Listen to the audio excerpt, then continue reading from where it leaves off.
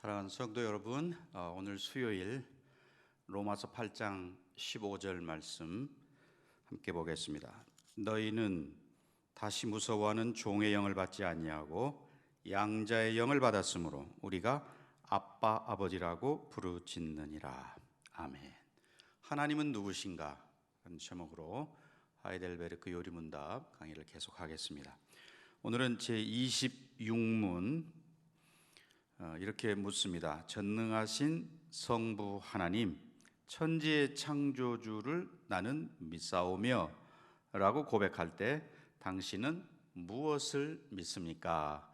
이렇게 묻지요. 대답은 우리 주 예수 그리스도의 영원하신 아버지께서 아무것도 없는 중에서 하늘과 땅과 그 가운데 있는 모든 것을 창조하셨고, 또한 그의 영원한 작정과 섭리로서 이 모든 것을 여전히 보존하고 다스리심을 믿으며, 이 하나님께서 그의 아들 그리스도 때문에 나의 하나님과 나의 아버지가 되심을 나는 믿습니다. 그분을 전적으로 신뢰하기에 그가 나의 몸과 영혼에 필요한 모든 것을 채워주시며, 이 눈물 골짜기 같은 세상에서 당하게 하시는 어떠한 악도 합력하여 선을 이루게 하실 것을 나는 조금도 의심치 않습니다. 그는 전능하신 하나님이기에 그리 하실 수 있고, 신실하신 아버지이기에 그리 하기를 원하십니다. 네, 상당히 길게 답을 했습니다. 우리가 사도신경에서 하나님, 그 하나님을 고백할 때에 구체적으로 무엇을 믿는가 이렇게 묻는 그런 내용이죠. 앞에서 사도신경의 내용이 크게 세 가지를 믿는다는 것을 배웠습니다. 소위 삼위일체, 성부 하나님, 성자 하나님, 성령 하나님, 삼위일체의 하나님에 대해서 배웠고, 그리고 그 삼위일체 하나님을 잘 아는 것이 우리의 구원과 직결되어 있다 하는 말씀을 드렸습니다.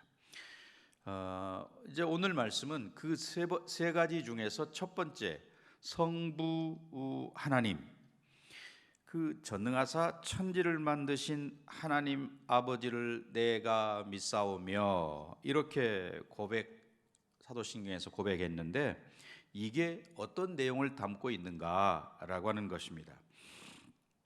그 사도신경 원문에 보면 단어가 나는 믿습니다. 전능하신 아버지 하나님, 천지의 창조주, 이렇게 되어 있어요. 그리고 사실 그 내용만 보면 그 내용이 아주 짧습니다. 성자 하나님, 성령 하나님,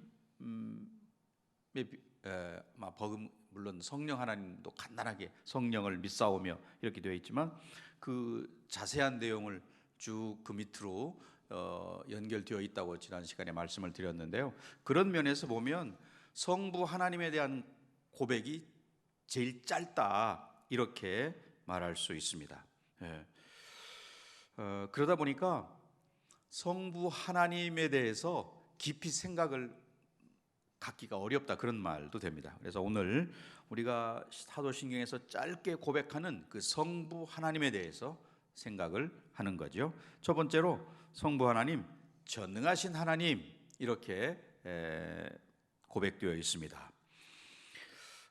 우리 한글 번역에서 그 사도신경 전능하사 천지를 만드신, 이렇게 되어 있어서 자칫하면 이 하나님의 전능하심이 창조 사역에만 국한되어 있는 것으로 오해하기가 쉬운 거죠. 하나님께서는 전능하신 하나님이시고, 또 그 전능하신 하나님께서 온 세상을 창조하셨고, 전능하신 하나님께서 하시는 여러 사역들 가운데 하나가 바로 하나님의 창조 사역이다, 이렇게 우리가 이해를 해야 되는 거죠. 성경에 보면 그래서 하나님의 이 창조 사역만 말하는 게 아니고요, 성경에 자세히 이렇게 성경을 읽다 보면 때로는 하나님의 언약에 관해서, 언약의 하나님, 하나님에 대해서도 이야기를 하죠. 예를 들어서 창세기 17장 1절 2절 말씀에 보면 아브라함의 99세 때에 여호와께서 아브라함에게 나타나서 그에게 이르시되 나는 전능한 하나님이라 너는 내 앞에서 행하여 완전하라 내가 내 언약을 나와 너 사이에 두어 너를 크게 번성하게 하리라 하시니. 네, 그 하나님께서 아브라함과 언약을 맺으셨고 그 맺으신 언약을 하나님께서 이루어 가시는 전능하신 하나님이시다, 그런 의미입니다. 또 계시록 1장 8절 말씀에 보면 하나님이 이르시되 나는 알파와 오메가라 이제도 있고 전에도 있었고 장차 올 자요 전능한 자라 하시더라 라고 되어 있습니다.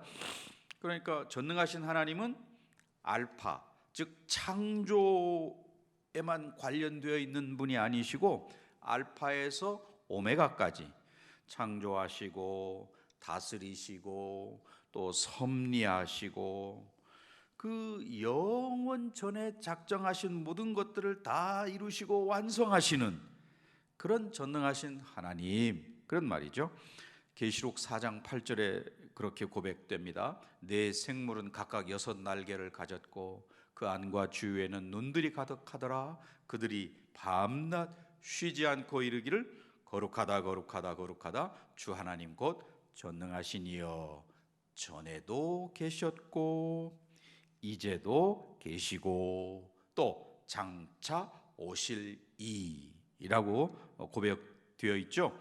또 비슷한 계시록 11장 17절에도 이르되 감사하옵나니 옛적에도 계셨고 지금도 계신 주 하나님 곧 전능하신 이여 친히 큰 권능을 잡으시고 왕노릇 하시도다. 네, 이렇게 하나님에 대해서 고백을 하고 있는데요.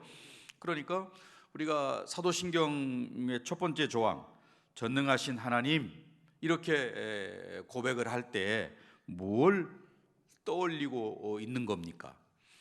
우리가 창조 전능하사 천지를 만드신 하나님 아버지를 내가 믿사오며 이렇게 제안되어 있는데 사실은 창조와 더불어서 섭리하시고 다스린단 말이죠.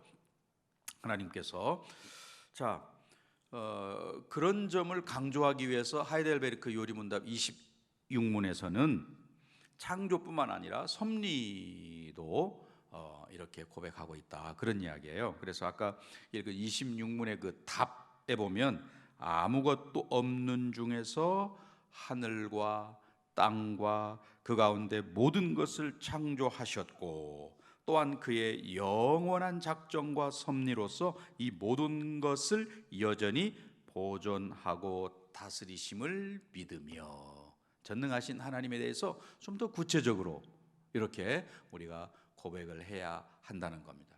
이제 앞으로 사도신경을 고백하실 때에는 우리가 하나님, 전능하신 하나님 그럴 때 창조에만 국한되어 있는 하나님이 아니고 창조하시고 다스리고 계시다라고 하는 것도 우리가 함께 하나님의 창조와 섭리를 함께 고백하고 있다는 것을 의식하면서 해야 될 줄 압니다. 두 번째는 하나님은 예수 그리스도의 영원하신 아버지이시다 하는 것을 고백을 합니다.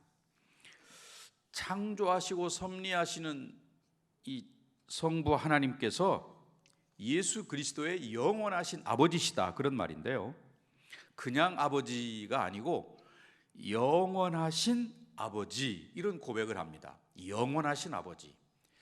왜 이 고백이 중요하냐면 3세기 AD 3세기에 이단으로 정죄된 아리우스라는 사람이 있었어요.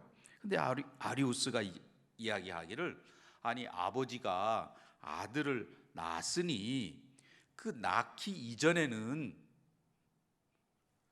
그가 존재하지 않은 거 아니야? 이런 주장을 이제 하기 시작한 겁니다. 물론 나중에 이단으로 정죄가 됐는데요. 그래서 성부 하나님은 예수 그리스도의 영원하신 아버지라는 그런 고백을 하는 겁니다. 시간을 창조하시기 전 영원 가운데 예수 그리스도를 낳으셨습니다. 이 아리우스는 예수님이 성부 하나님께로부터 났다라고 하신 것을 자꾸 이 시간이라는 생각 틀 속에서 이해하려고 했기 때문에 그런 오류를 범하게 된 것이죠.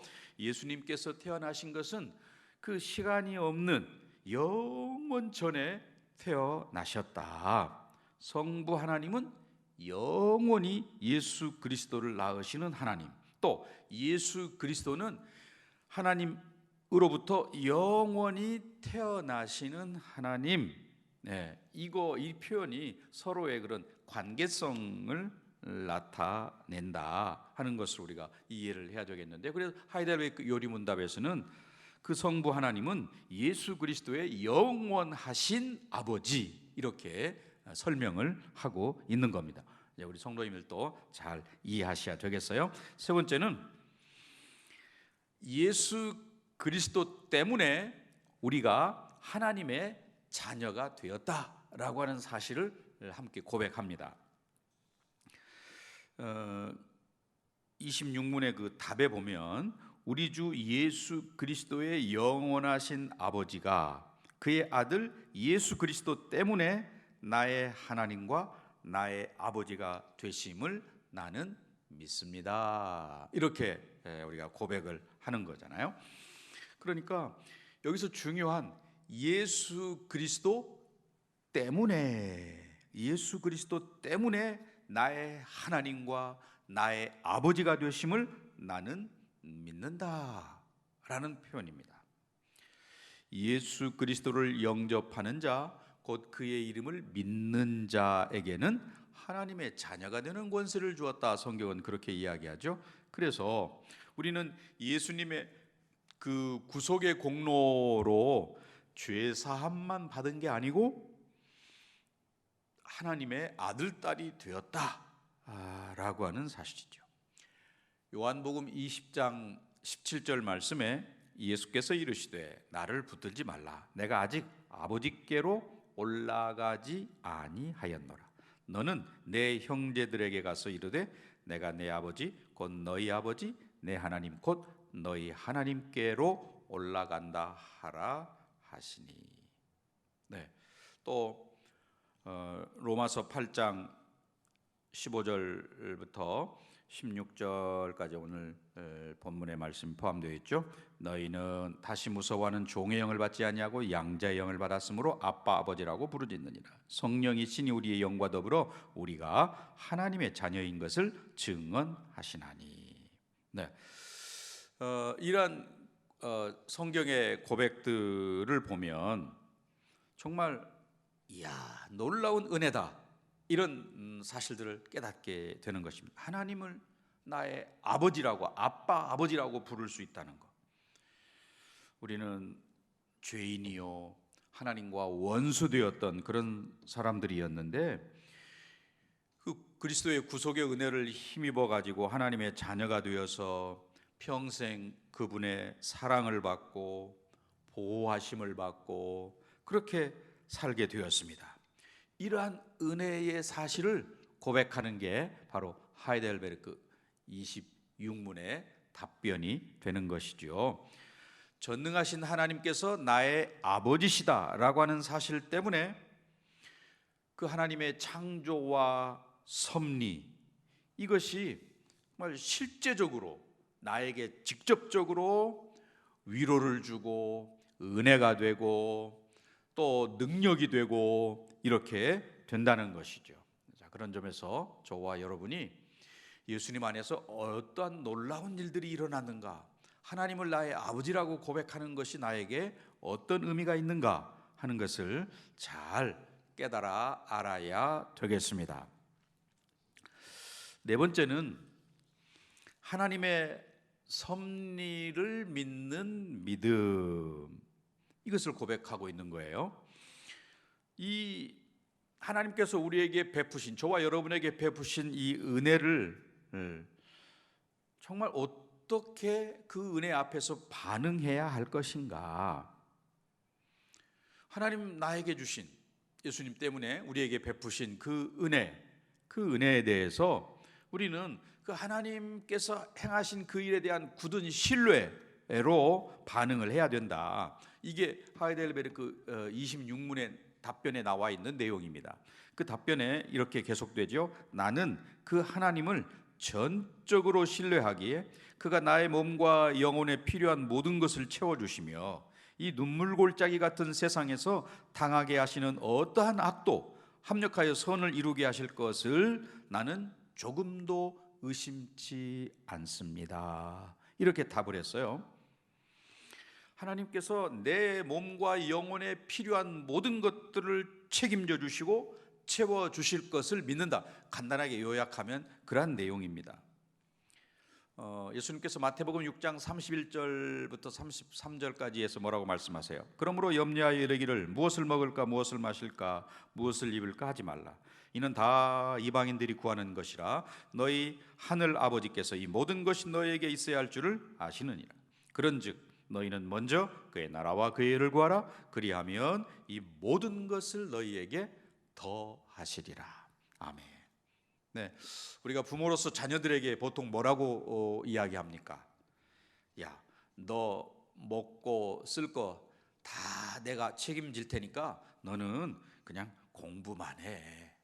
뭐 등록금, 뭐 생활에 필요한 용돈 내가 다 대줄 테니까 너는 공부만 해. 우리 학생 자녀들에게 그렇게 이야기하잖아요. 마찬가지로 하나님께서 그렇게 우리에게 말씀하신다. 그런 내용입니다. 너는 먹고 사는 문제 내가 다 책임져 줄 테니까 너는 먼저 그의 나라와 의를 위해서 힘쓰며 살아라. 네, 우리가 이 말을 자칫 오해하면 그냥 모든 거 다 치우고 그저 전도하고 기도만 하면 하늘에서 뭐가 뚝 떨어지는 것으로 이렇게 오해하기 쉬운데요. 그게 아니고 하나님께서 우리를 책임지시다는 것 속에는 우리가 열심히 일을 해서 필요를 채우고 해야 할 것을 말씀하는 거죠. 하나님 주신 재능과 건강을 가지고 열심히 일하는 것 포함되어 있는 그런 것들입니다. 그러면 하나님께서 염려하지 말라라고 말씀하시는 그 본래의 뜻은 뭡니까? 세상 일로 염려하지 말아라 라는 거죠. 불확실한 미래에 대해서 우리는 이 코로나19 사태 때문에 이런 것들이 더 피부로 와닿는데요. 모든 것들 때문에 정말 많이 변하고 또 어떻게 될지 모르는 이런 것 때문에 본성적으로 우리는 뭔가를 의지할 거, 돈이든 또 뭔가 나를 좀 보장해 줄 이러한 것들을 자꾸 의지하게 되고 그러다 보니까 점점 그쪽으로 가게 돼서 돈의 노예가 되고 땅의 것을 막 축적하는데 힘을 쏟게 되고 그렇게 된다는 거죠. 그런데 성경은 그렇게 하지 말라는 겁니다. 염려로 인해서 재물을 이 땅에 쌓아두는 행위 하지 말고 아낌없이 주와 복음을 위해서 써라. 지금 뭐 경제적으로 우리가 어렵기 때문에 이 부분에 대해서 더 생각을 많이 해야 될 텐데요. 먹을 것이 있고 또 내게 입을 것이 있다면 그걸로 족한 줄 알아라. 그리고 하나님께 나머지는 맡기고 먼저 그의 나라와 의를 구하는 삶을 살아라 라는 것인데요. 이 하이델베르크에서 계속되는 그 답을 보면 또한 하나님 아버지께서 이 눈물의 골짜기와 같은 세상에서 사는 동안 내게 보내신 모든 역경들이 결국 나에게 좋은 것이 될 것이라는 것을 믿어 의심치 않습니다. 왜냐하면 그가 전능하신 하나님으로서 능히 그렇게 하실 수 있기 때문이며 또한 신실한 아버지로서 그렇게 하시기를 원하시기 때문입니다. 네, 이 세상을 눈물의 골짜기라고 표현하고 있는 대목에 우리가 관심을 기울여야 되겠죠. 즉 이 땅에 살아가는 성도의 삶이 눈물의 골짜기, 즉 고난의 삶이라는 것을 암시하고 있습니다.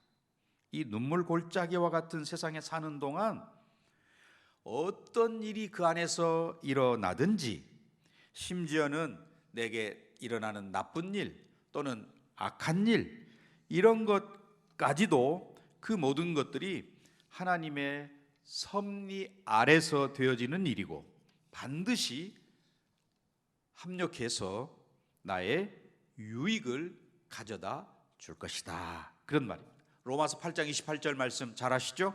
우리가 알거니와 하나님을 사랑하는 자 곧 그의 뜻대로 부르심을 입은 자들에게는 모든 것이 합력하여 선을 이루느니라. 또 8장 32절에도 자기 아들을 아끼지 아니하시고 우리 모든 사람을 위하여 내어주신 이가 어찌 그 아들과 함께 모든 것을 우리에게 주시지 아니하겠느냐라고 반문합니다. 그러니 우리를 위해서 아들을 내어주신 하나님께서 다른 어떤 것 무엇이든 아끼시겠는가? 심지어 현재 나에게 아주 좋지 않은 것으로 여겨지는 그런 것조차도 하나님께서는 다 선으로 바꾸신다, 그런 말입니다. 예를 들어서 사탄 마귀가 교회를 핍박하고 공격하고 그렇죠? 역사에 보면 물론 그것은 굉장히 악한 일입니다. 그런데도 하나님께서는 교회가 그런 핍박과 공격을 당하도록 허용하시는 거죠. 그렇게 하시는 이유가 뭡니까? 그 악한 일을 통해서 교회를 성숙시키고 거룩하게 만들고 그렇게 하는 거죠. 하나님께서 그렇게 지금까지 해 오셨습니다. 이스라엘 백성들이 애굽의 노예가 되어서 고난을 받았습니다. 그 고난을 통해서 하나님께 매어달리고 또 자신들의 잘못을 깨닫게 되고 그래서 하나님 앞에 울부짖어 기도하게 되는 것이죠. 우리 사람들은 좀 등 따시고 배부르면 하나님을 찾지 않는 그런 경향이 있습니다. 인간의 죄악된 본성이 자꾸 우리를 편하면 편할수록 하나님에게서 점점 멀어지게 만드는 그런 경향이 있다는 것이죠.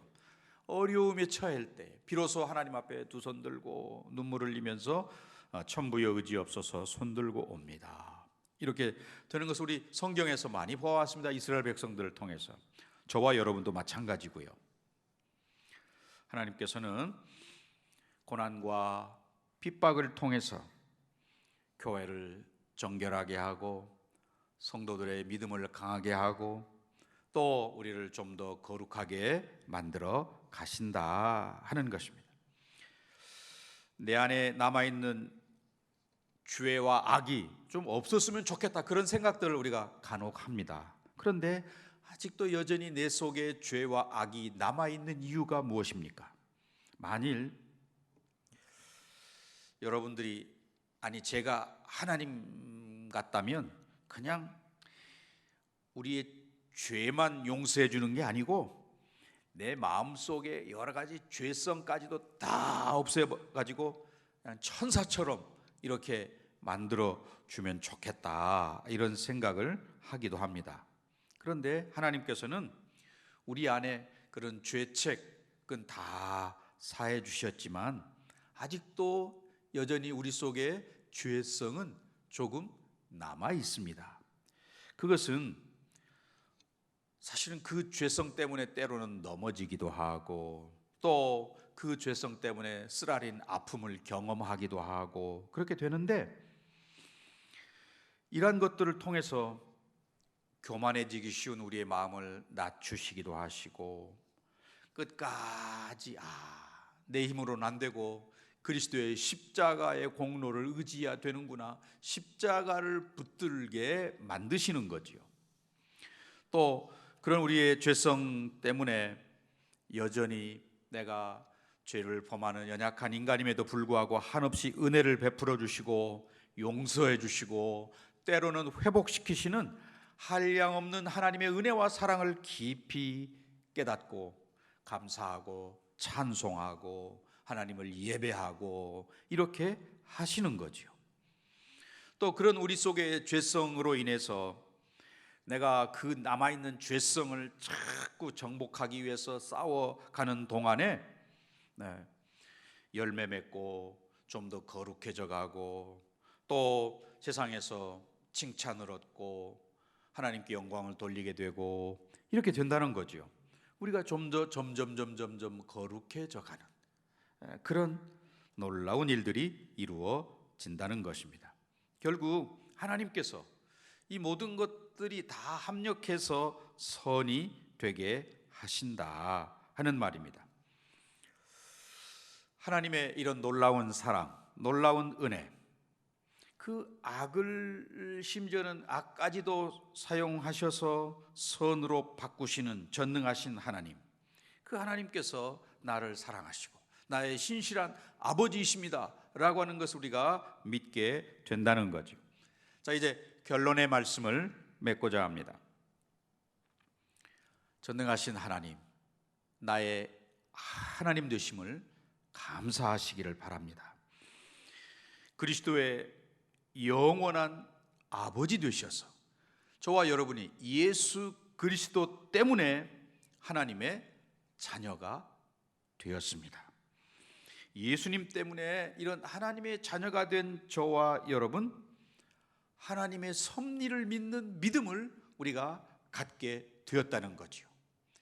이제 사도신경을 고백하실 때에 전능하사 천지를 만드신 하나님 아버지를 내가 믿는다 라고 하는 이 짧은 고백이지만 그 속에 담겨있는 전능하신 하나님, 예수 그리스도의 영원하신 아버지 되시는 하나님, 그로 인해서 하나님의 자녀로 우리를 삼아주시고 또 모든 것들을 통치하시고 다스리시되 어떤 악도 합력하여 선이 되게 이끌어 가시는 그 놀라우신 하나님의 사랑을 찬양하고 경배하고 믿고 신뢰하는 여러분, 그래서 이 어려울 때를 능히 믿음으로 이겨내는 우리 모두가 되시기를 주님의 이름으로 간절히 축원합니다.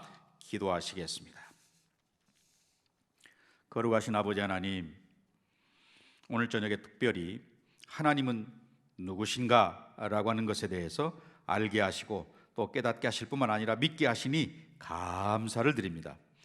하이델베르크 26문에 고백되어 있는 내용대로 전능하신 하나님, 창조하시고 섭리하시는 하나님, 또 그리스도의 영원한 아버지 되셔서 우리가 가까이 할 수 있는, 우리도 아빠 아버지라 부를 수 있는 그런 놀라운 은혜를 우리에게 허락해 주신 것 감사를 드립니다.